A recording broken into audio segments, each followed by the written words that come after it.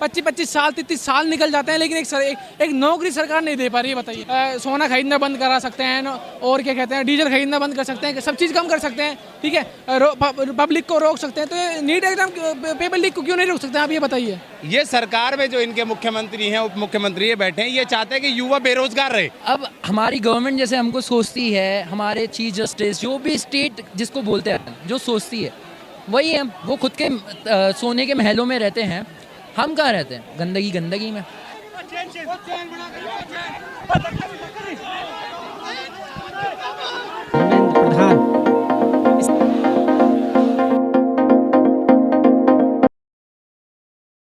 इस वक्त है जंतर मंतर। जी हाँ, आपको पता ही है कि कॉकरोच जनता पार्टी का आज प्रदर्शन है। अभिजीत दीपके जो अमेरिका में रहते थे वो यहाँ आ चुके हैं। नमस्कार, मैं राजेश्वर चौहान, आप देख रहे हैं JNN न्यूज़। अब आप देख लीजिए इस तरह से जो लोग प्रदर्शन कर रहे हैं। अब इस पे थोड़े दिन पहले चलते हैं। आपको याद होगा भारत के CGI उन्होंने एक वक्तव्य में बेरोजगार लोगों को बोल दिया कॉकरोच।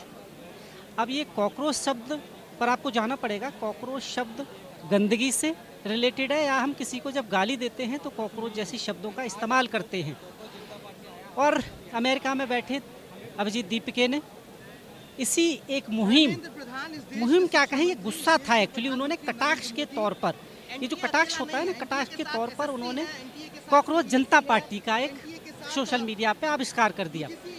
अब लोगों का सरकार के प्रति गुस्सा ही था जो अभिजीत दीपके से लोग जुड़ते गए। और आज की डेट में अगर हम बात करें तो 22 मिलियन से ज़्यादा उनके फॉलोवर्स हैं इंस्टाग्राम पर। और ये गुस्सा लोगों का इसलिए भी था कहीं ना कहीं कि जो पेपर्स लीक हो रहे हैं, बहुत सारी चीज़ें हैं, इन सभी को लेकर लोग एक साथ हो गए। जो यूथ था बेसिकली वो एक साथ हो गया। और उसी का ये अंजाम है कि यहाँ जो हज़ारों की तादाद में आप यूथ को देख रहे हैं ना लोग, ये वही प्रदर्शन है। सरकार ने बहुत कोशिश की कि ये सब ना हो, कई एलिगेशंस भी लगाए कि इनके फॉलोवर्स पाकिस्तान से हैं, न जाने क्या क्या। ये आंदोलन करने से पहले, जंतर मंतर आंदोलन करने से पहले भी इन्होंने ये कहा कि अगर सरकार जो शिक्षा मंत्री हैं धर्मेंद्र प्रधान, उनका रिज़ाइन करा लेती है तो हम शायद ये प्रदर्शन नहीं करेंगे। ये मामला था। सरकार चाहती तो इस मामले को सॉर्ट आउट कर सकती थी। ये विपक्ष भी कह रहा है कि उन्हें इस्तीफा दे देना चाहिए शिक्षा मंत्री को, पर सरकार तो अपने मूड में है, वो नहीं चाहती इस्तीफा लेना उनसे। इसका मतलब है कि गलतियां हुई हैं, वो इस गलती को अपने सर पर नहीं लेना चाहती। और यहाँ पर बहुत सारे लोग हैं, हम आपकी बात भी कराएंगे, मेरे साथ जुड़े रहे। जंतर मंतर पर हूँ मैं और मेरे साथ, अब आप देखिए, मैंने बोला हूँ कॉकरोच। इससे पहले और ये शब्द मैं किसी के लिए कहता तो शायद गाली बन जाता, पर ये सरकार के प्रति गुस्सा है लोगों का, जिसने एक सबसे गाली जैसे शब्द को, कॉकरोच शब्द को एक्सेप्ट कर लिया। और अगर हम इन्हें कॉकरोच बोलें तो ये बुरा नहीं मानेंगे। थोड़े दिन पहले कहते तो शायद बुरा मान जाते, गुस्सा ही है। जनाब, क्या हालात चल रहे हैं, क्या कहना चाहते हैं आप जो अभी कर चल रहा है फिलहाल? देख सकते हैं इतनी भीड़ उमड़ी है, मतलब सिस्टम तो करप्ट है। और जिन बच्चों की जाने गई है, इस्तीफा देना भी बनता है उनका, ठीक है। पेपर लीक, नीट का जो एग्ज़ाम लीक हुआ है, ठीक है, नेशनल एलिजिबिलिटी एंट्रेंस टेस्ट जो लीक हुआ है, इसकी वजह से काफ़ी बच्चों ने सुसाइड किया है। उनकी जवाबदेही कौन देगा? उनके घर पे जाके पूछा है आपने कि उनके घर वालों पे क्या बीतरी है? और हो सकता है कि काफ़ी बच्चों ने सुसाइड कर लिया हो, उनकी खबर भी ना छपी हो, ठीक है ना। तो जो पेरेंट्स अपने बच्चों को इतनी उम्मीद से पढ़ाते हैं, लिखाते हैं कि हमारा बच्चा कुछ बनेगा, ठीक है, 25-25 साल 33 साल निकल जाते हैं, लेकिन एक नौकरी सरकार नहीं दे पा रही है। बताइए। जानना चाहता हूँ, इस सरकार को, बीजेपी जब ये कहीं इलेक्शंस लड़ती है तो इनके मुख्यमंत्री का नाम लीक नहीं होता। पर नेट पर अगर हम बात करें एग्जाम की, है ना, नीट जैसे एग्जाम लीक हो जाते, अपने मुख्यमंत्री का नाम ये लीक नहीं होने देते। ये चाहे तो कर सकते हैं, बहुत कुछ कर सकते हैं। ये नोटबंदी कर सकते हैं, ठीक है, सोना खरीदना बंद करा सकते हैं, और क्या कहते हैं, डीजल खरीदना बंद कर सकते हैं, सब चीज़ कम कर सकते हैं, ठीक है, पब्लिक को रोक सकते हैं। तो ये नीट एग्जाम पेपर लीक को क्यों नहीं रोक सकते, आप ये बताइए। जनाब, इस देश में फ्रीडम ऑफ स्पीच, आज़ादी बोलने की है, पर फ्रीडम ऑफ स्पीच यानी कि आपने अपनी बात रख दी, उसके बाद की कोई गारंटी नहीं है कि आप आज़ाद हैं या नहीं है। एक्चुअली में क्या है, आर्टिकल 19 भारत का संविधान हमें आज़ादी तो देता है, लेकिन आज़ादी हमें देता है ये इन्हें अच्छा नहीं लगता। सरकार में बैठे लोग ये चाहते हैं कि इस देश का युवा पढ़े ना। और अगर वो पढ़ेगा लिखेगा तो इनसे जवाब मांगेगा, और अगर जवाब मांगेगा तो इनकी सच्चाइयाँ खोलेगा। पढ़ा लिखा युवा कभी भी किसी से दबेगा नहीं। ये सरकार में जो इनके मुख्यमंत्री हैं, उप मुख्यमंत्री ये बैठे हैं, ये चाहते हैं कि युवा बेरोजगार रहे। आप कभी भी नोटबंदी लाते हो, कभी भी सोने पे बैन लगाते हो, किसी भी पेपर को लीक कर देते हो। मैं स्टूडेंट हूँ, दिल्ली से ही हूँ, मैंने दिल्ली पुलिस के 3-4 एग्ज़ाम दिए, सीजीएल दिया, एसएससी दिया। आप मेहनत करके 70-80 नंबर लेके आते हो, और नंबर लाने के बाद आप खुश हो जाते, ठीक है जी अब हमारा नंबर आ जाएगा। आपको क्या पता, आपकी सीट पहले ही बेच दी, आपकी सीट पहले ही बेच दी, आपकी वोट तो आप वो चोरी नहीं होती, उनको तो बड़ा कैद करके रखते हो आप। आपके मुख्यमंत्री का नाम नहीं लीक होता, आप उसे लीक करो।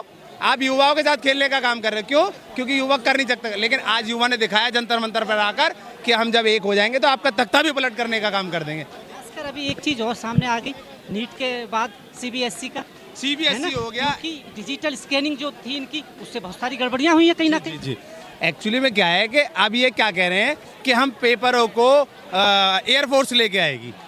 अरे एयरफोर्स अगर पेपर लेके आएगी, आप अपनी एजेंसियों को सुधारो ना।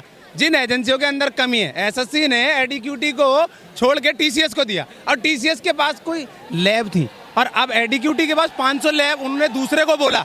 इनके पेपर भी ऐसे लोग चेक कर रहे हैं। आपको वो वीडियो याद है, शराब की कुछ बोतलें, गिलास, पैर रखा हुआ टेबल पे। ऐसे लोग अगर स्टूडेंट्स के पेपर चेक करेंगे तो उनसे क्या उम्मीद रखें? सरकार में शराब के नशे में नंबर बांट रहे हैं वो। देखिए, सरकार में शामिल लोग ये काम करा रहे हैं, और सरकार चाहती है कि युवा पढ़े ना, और युवा पढ़ेगा तो अपनी आवाज उठाएगा और सरकार से जवाब मांगेगा, और सरकार के पास जवाब है नहीं, क्योंकि वो सारे निकम्मे काम करने को राजी है। आज अगर युवा अगर बेरोजगार है तो सिर्फ सरकार की नाकामियों की वजह से बेरोजगार है। क्या मांग करते हैं? क्या आप सरकार इस आंदोलन के बाद जो देंगे इस्तीफा? क्योंकि इस्तीफा देने का मतलब तो ये, सरकार तो ये सोच रही है कि इस्तीफा देने का मतलब कि गलती हमसे हुई है, वो गलती मानना नहीं चाहती, इसलिए साहब इस्तीफा नहीं मांग रही है, जबकि ये तो दे देना चाहिए था। एक बात हमें माननी पड़ेगी, तानाशाह जब ज़्यादा हो जाती है ना सरकार, समय परिवर्तन और सत्ता परिवर्तन ये दोनों समय समय पर होता है। आज ना आगे होगा, आप कब तक हिटलर शाही चला लोगे? आज मोदी सरकार इस देश के अंदर युवाओं के अंदर 2 करोड़ नौकरी देने की बात करती है, लेकिन अब 5000 वैकेंसी देके उसका पेपर लीक कराने का काम सरकार कर रही है। ये सिर्फ लोगों को, यूथ को जगाने का काम करेगा कॉकरोच जनता पार्टी, या फिर राजनीतिक उसमें भी प्रवेश करेगा कहीं ना कहीं? देखिए, ये अभी तय नहीं होगा, अभी तो जल्दबाजी है, पर ऐसा होगा क्या? अगर ऐसा होता है तो आप साथ हैं? देखिए, मेरे कहने का, मैं एक युवा के नाते कहूँगा कि पार्टी पक्ष के बारे में अभी यहाँ कोई फैसला नहीं लिया गया है।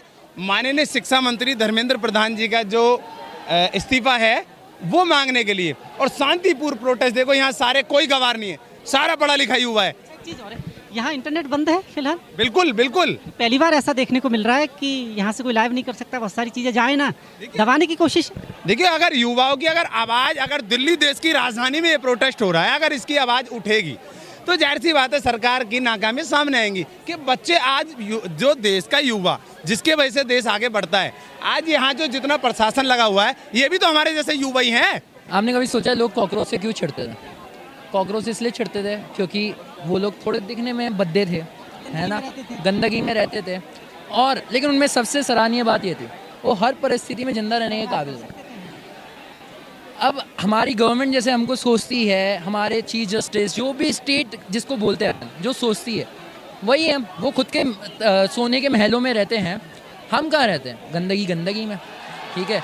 बद्दे भी हैं, बेरोजगार हैं क्योंकि बद्दे भी हैं, वो अलग बात है। बेरोजगारी आ क्यों रही है? बेरोजगारी के लिए तो उन्हें सरकार को बोलना चाहिए था कि सरकार की वजह से हमारा यूथ बेरोजगार है। कॉकरोच कहाँ से हो गया वो?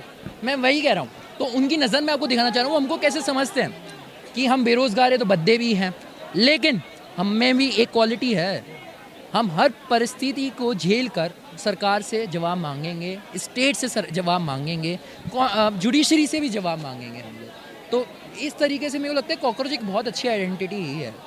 वातावरण में अपने आप को ढल लेता है, इवन कि जब हम परमाणु बम की बात करते हैं ना, इसमें भी सर्वाइव कर लेता है। आप ये देखिए, मैं एक आयरनी लेके चल रहा हूँ अपने साथ में। कॉन्स्टिट्यूशन ऑफ इंडिया, आज हम यहाँ इसको अपहेल्ड करने आए हैं, हमारा जो पीसफुल प्रोटेस्ट करने का राइट है। और दूसरी एक बहुत important cheese, due process of law, जिसका मतलब ये है कि लॉ को फॉलो किया जाएगा। जितने भी एग्ज़ाम फेलियर्स हुए वहाँ पे ब्लैक लिस्टेड कॉन्ट्रैक्टर्स को लेना ड्यू प्रोसेस ऑफ लॉ का पालन नहीं था, आर्बिट्री था, तभी ये फेलियर्स हुए हैं। और हमारी जो सरकार है हर मोड पे अकाउंटेबिलिटी का अवॉइड कर रही है, तभी इतने फेलियर्स हुए हैं। हम अपने यहाँ पे एजुकेशन के सबसे बड़े नेता धर्मेंद्र। सरकार की ये भी एक गलती है कि जो डिजिटल स्कैनिंग के थ्रू जो चेक करा रहे हैं कि वो कैसे भविष्य तय करेगा। आपने देखा ही अभी सीबीएसई में क्या हुआ है उसका परिणाम। जनाब, मैंने जैसे बोला ड्यू प्रोसेस ऑफ लॉ में एक चीज़ आती है कंसल्टेशन इन पॉलिसी। कंसल्टेशन नहीं हुई, ये पायलट प्रोजेक्ट बहुत ज़्यादा हेस्ट के अंदर कराया गया, उसका परिणाम है। जैसा कि मैं कह रहा था, ये आयरनी है, ये कॉन्स्टिट्यूशन असेंबली ने दिया, ये cockroach chief justice of India की देन है, दोनों लीगल क्रिएशन है। अब देख लीजिए दोनों लीगल क्रिएशन है और जहाँ तक आपकी नजर है जहाँ सिर्फ यूथ मिलेगा आपको। आपका बहुत बहुत धन्यवाद। मैं राजेश्वर चौहान, जंतर मंतर से।